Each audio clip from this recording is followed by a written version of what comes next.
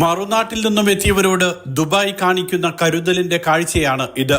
മലയാളികൾക്ക് മാതൃഭാഷയിൽ പൊതുമാപ്പിന്റെ വിവരങ്ങൾ വായിച്ചറിയാം.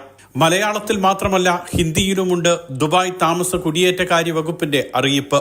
പലരിൽ നിന്ന് പലത് കേട്ട് ആശയക്കുഴപ്പത്തിലാകരുതെന്നും വ്യക്തമായ വിവരങ്ങളാണ് ജനങ്ങളിൽ എത്തുന്നതെന്ന് ഉറപ്പാക്കുകയുമാണ് ദുബായ്.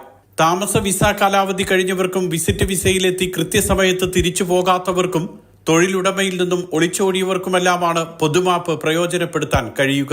പൊതുമാപ്പ് കാലയളവിൽ സ്വദേശത്തേക്ക് തിരിച്ചു പോകുന്ന പ്രവാസികൾ ഏത് എമിറേറ്റിൽ നിന്നാണോ ആദ്യം വിസ എടുത്തത് അതേ എമിറേറ്റിൽ തന്നെ വേണം എക്സിറ്റ് പാസിന് അപേക്ഷിക്കാൻ.